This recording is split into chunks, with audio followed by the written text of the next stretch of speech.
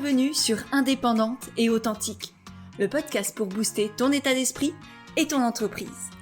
Je suis Pêche et j'accompagne les entrepreneurs à croire en elles, à développer leur activité et à garder un état d'esprit positif et motivé.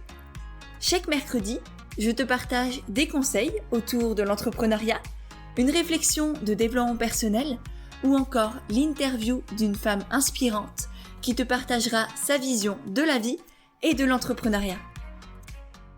Et aujourd'hui, j'ai envie de vous parler de bénéfices cachés, de ces créations de l'esprit où on s'empêche soi-même d'avancer, de réaliser ce qu'on a envie de créer, parce que même si notre esprit conscient a envie de certaines choses, a envie de réaliser tel projet, de se lancer dans l'entrepreneuriat, d'avoir plus de clients, d'avoir plus d'abonnés par exemple sur les réseaux sociaux, et ben notre inconscient, lui, il n'en a pas du tout envie.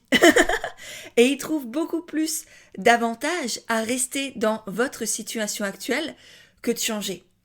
Donc c'est tout ce qu'on va déconstruire pour reconstruire autre chose aujourd'hui. Et en fait, cette thématique, elle est revenue plusieurs fois dans les semaines passées, que ce soit en coaching avec Envole-toi, ou que ce soit par exemple durant le coaching express que j'ai offert sur Instagram il y a quelques jours. J'ai organisé un petit live pour pouvoir vous coacher en direct et c'était génial d'ailleurs. Je pense que je recommencerai.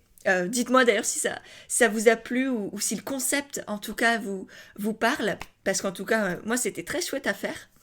Et du coup, durant cette session de coaching en live sur Instagram, eh bien l'une d'entre vous n'arrivait pas à se rendre plus visible. Et elle est arrivée, elle me dit, voilà, moi j'ai envie d'avoir plus de clients, d'être plus visible, d'avoir plus d'interaction avec les gens.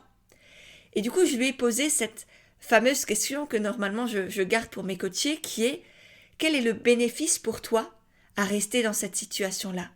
Quel est le bénéfice caché de tout ça? Et en fait, on a réussi à voir, à creuser et à prendre conscience, elle a pris toute seule conscience qu'elle avait peur d'être débordée et que c'est pour ça qu'elle n'avait pas autant d'interactions, d'échanges avec les gens, de potentiels clients qu'elle voulait consciemment, parce que son inconscient, lui, il était terrorisé à l'idée de plus avoir de temps pour sa famille, de plus avoir de temps pour créer ou pour vivre tout simplement. Donc en fait, elle s'est protégée en mettant des barrières dans ses propres roues à elle. Et ça, c'est quelque chose qui revient extrêmement souvent, même chez les personnes, par exemple, qui ont la formation comme naturelle, qui ont là toutes les clés pour développer une activité pérenne, humaine, la faire connaître, avoir des clients, vendre sans se vendre soi-même.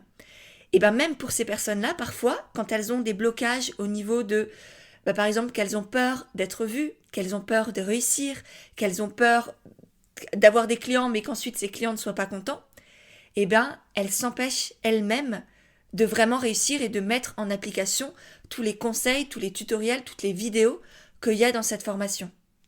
Et souvent, on s'en rend pas compte, parce qu'on se dit, mais si, moi j'ai envie de développer mon entreprise, de réussir, d'avoir des clients, sauf que il y a une grosse différence entre ce que l'on croit vouloir et ce qu'on accepte vraiment de se faire vivre. Et c'est justement là où interviennent, où se placent les bénéfices cachés. Et du coup, pour commencer, je pense que c'est important de comprendre peut-être d'où ils viennent. Pourquoi est-ce qu'ils sont là, ces bénéfices cachés? Pourquoi est-ce qu'on se bloque soi-même, on se met soi-même des bâtons dans ses propres roues, alors qu'on est sûr et certain d'avoir cet objectif, de vouloir réaliser ce projet, sauf que on s'en empêche soi-même. Et du coup, pour moi, ça a évidemment plein de sources différentes. Mais la première, c'est qu'on fait tout ça pour préserver notre identité, pour préserver nos croyances et les histoires que l'on se raconte sur soi-même, sur les autres, sur le monde. Parce que l'être humain a ce besoin de cohérence qui va faire en sorte que tout ce que l'on voit, tout ce que l'on croit est fait pour rassurer et valider ce que l'on croit, ce que l'on voit déjà. Et tout ça, c'est notamment lié au biais cognitif, et surtout au biais de confirmation, qui est la tendance à rechercher et à considérer uniquement les informations et les preuves qui confirment ce que l'on pense et ce que l'on croit déjà, et à ignorer ou à minimiser toutes les preuves et les informations qui contredisent nos croyances. Donc par exemple, si tu crois que tu es une mauvaise communicante, clairement, tu vas tout faire pour valider encore et encore cette conception-là de toi, de ton identité, parce que tu dis « je suis une mauvaise communicante ». Et alors que tu pourrais très bien dire « je n'ai pas encore les capacités à communiquer comme je le souhaiterais ».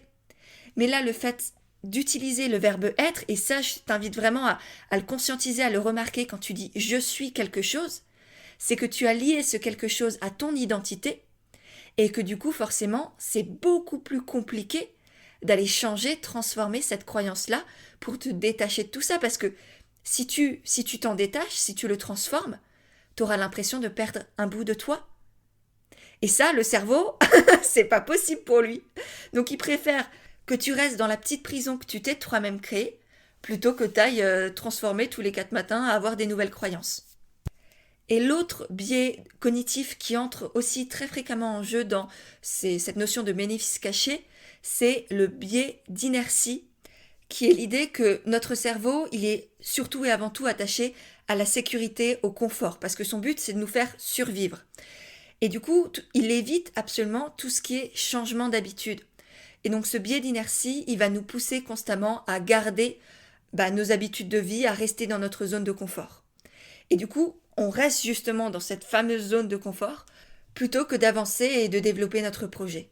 C'est d'ailleurs pour ça aussi qu'on se raconte que c'est tellement compliqué, difficile, etc. de changer de boulot, de quitter son job, de se lancer dans l'entrepreneuriat, de développer des nouvelles offres, de changer de business model par exemple, parce qu'on s'est habitué à quelque chose, on a créé cette petite prison, et même si on n'est plus heureux là-dedans, notre cerveau, tout ce qu'il veut, c'est qu'on y reste, alors même qu'en soi, les risques, parfois, même si de se lancer dans l'entrepreneuriat, évidemment, il y a des risques. Mais pour moi, le plus grand risque, c'est de ne pas en prendre. C'est de vivre en mode survie, en appliquant les codes de l'extérieur, en cochant les cases de la société, en faisant ce que les autres veulent que l'on fasse, au lieu de se demander qu'est-ce que moi j'ai envie de faire, qu'est-ce que moi j'ai envie de créer pour ma vie, pour la vie, avec un grand V. C'est quoi, quelle femme je veux être? Comment est-ce que je vais me coucher ce soir? Comment est-ce que je veux mourir peut-être demain ou dans 80 ans? Qu'est-ce que je vais pouvoir me dire de moi? Qu'est-ce que je vais me rappeler? Est-ce que je vais me rappeler que j'ai eu peur, que j'ai eu des regrets? Ou est-ce que je vais me rappeler que j'ai osé, que j'ai cru en moi, que j'ai eu le courage d'aller au bout des choses, au bout de mes projets, que je me suis battue pour mes valeurs? Moi personnellement j'ai choisi, et je vous le dis assez souvent, je pense que je ne vais pas remettre une couche, mais ça, c'est vraiment à chacun, à chacune de le décider. Et notamment le fait de prendre conscience de ses croyances, de ses biais cognitifs, ça nous permet justement d'avoir un certain recul, de se voir faire ça, de se voir penser ça, et de pouvoir ensuite les transformer. Et justement, maintenant j'aimerais te partager quand même quelques conseils pour conscientiser les moments où tu restes dans ta zone de confort, tu t'empêches d'avancer, parce que justement tu as des bénéfices cachés derrière. Le premier point, ça va être comme dit, de comprendre les biais cognitifs. Pour ça, je t'en ai cité 2, mais j'ai aussi fait tout un podcast entier sur qu'est-ce que c'est un biais cognitif, d'où ça vient, à quoi ça sert, pourquoi c'est là, et surtout la panoplie, enfin, je t'en ai cité quelques-uns parce qu'il y en a énormément, mais dans ce podcast, tu découvriras les biais cognitifs majoritaires, ceux qu'on retrouve le plus souvent et qui nous bloquent aussi le plus souvent. Et le fait de les découvrir te permettra justement de les voir circuler en toi et de pouvoir les contrer parce que tu sais qu'ils sont là.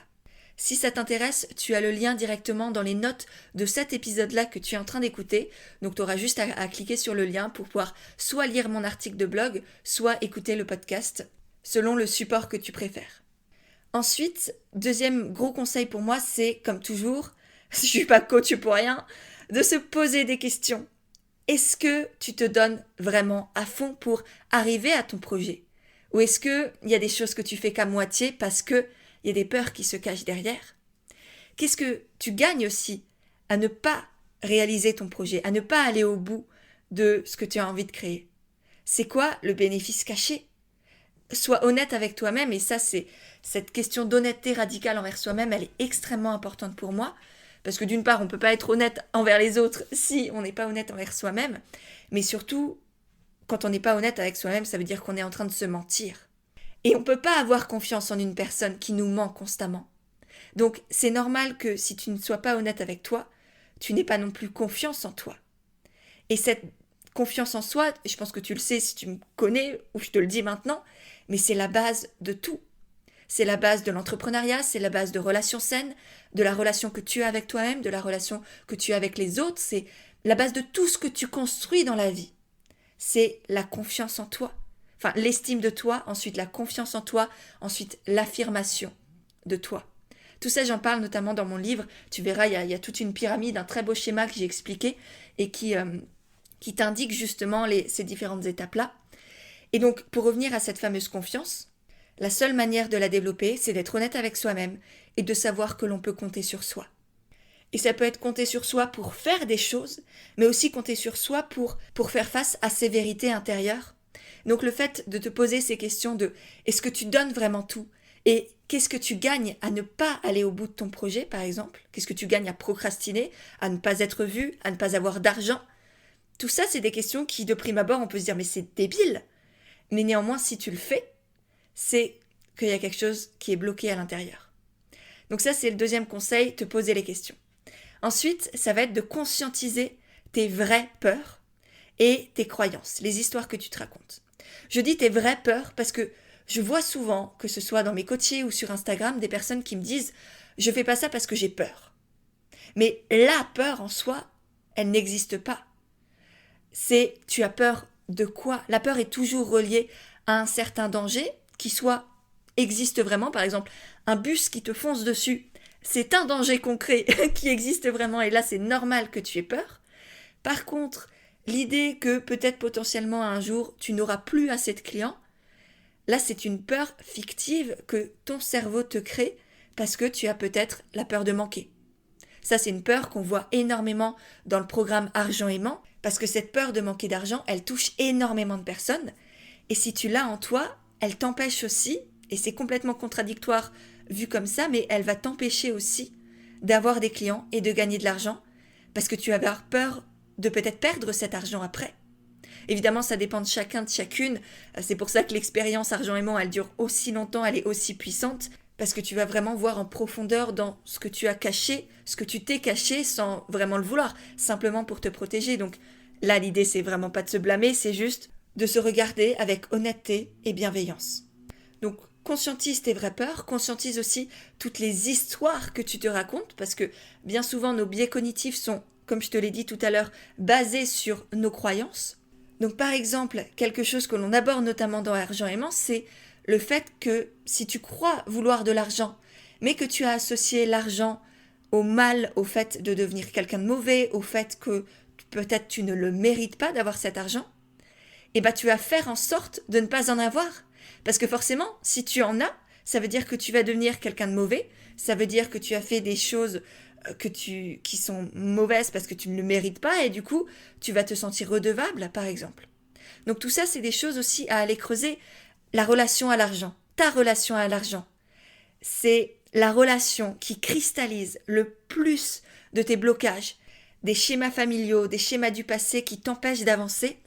Et c'est d'ailleurs pour ça que j'ai voulu créer Argent Aimant, c'est parce que c'est tellement puissant de se confronter à tout ça pour ensuite pouvoir se libérer de ses peurs, de ses croyances et s'ouvrir à l'abondance, parce que l'abondance c'est un droit de naissance et la question de est-ce que j'ai le droit ne devrait juste pas se poser, c'est plutôt se demander pourquoi est-ce que je n'y suis pas encore ?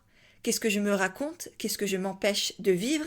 Qu'est-ce que je pourrais faire pour vraiment entrer dans l'abondance dans tous les domaines de ma vie, que ce soit financier ou autre, ou relationnel ou personnel. C'est ça l'abondance d'ailleurs aussi. Mais bref, c'est pas du tout le sujet de ce podcast-là. Donc tout ça pour te dire que ça va être très important de conscientiser tes vraies peurs et tes croyances, pour ensuite pouvoir les transformer. Notamment ces fameuses croyances-là, l'idée c'est pas de les détruire, on ne détruit pas des croyances parce que 90% de nos pensées ce sont des croyances, donc ce serait vraiment pas pratique si on les détruisait. Le cerveau, on peut pas remplacer une croyance comme ça. Néanmoins, l'idée ça va être de les transformer petit à petit. Sur cette idée, j'avais aussi fait tout un podcast qui t'explique étape par étape comment transformer tes croyances. Je suis aussi en train de préparer un magnifique programme, un magnifique projet que je vais vous offrir dans quelques semaines autour de cette notion-là. Et du coup, en attendant, je t'invite à aller checker, pareil, la barre d'informations sous le podcast pour découvrir cet article et ce podcast au sujet de comment transformer tes croyances limitantes. Je pense que je suis quasiment certaine que ça va déjà énormément t'aider. Et pour finir, ce qui peut aussi t'aider à te détacher des bénéfices cachés et vraiment aller au bout de ton projet, ce sera de te rassurer, de prendre du recul sur tes peurs notamment. Parce qu'on l'a bien vu dans l'exemple que je t'ai donné tout au début sur cette personne qui voulait être visible et qui en même temps avait peur d'être débordée si elle avait trop de demandes. C'était la peur de ne plus avoir de temps pour sa famille, de ne pas savoir gérer, d'être complètement désorganisée et de se retrouver sous l'eau alors qu'elle avait déjà des enfants, etc. Donc, prends conscience de tes peurs, prends du recul ensuite sur elles et essaye de trouver des solutions. Par exemple, là, si tu as envie d'être visible et en même temps que toi aussi tu as peur d'être débordé, c'est comment est-ce que je peux mieux m'organiser ? Comment est-ce que je peux apprendre à poser des limites ? Apprendre à dire non. Si une personne me demande trop, non est une réponse à part entière. Et t'as pas besoin forcément de la justifier.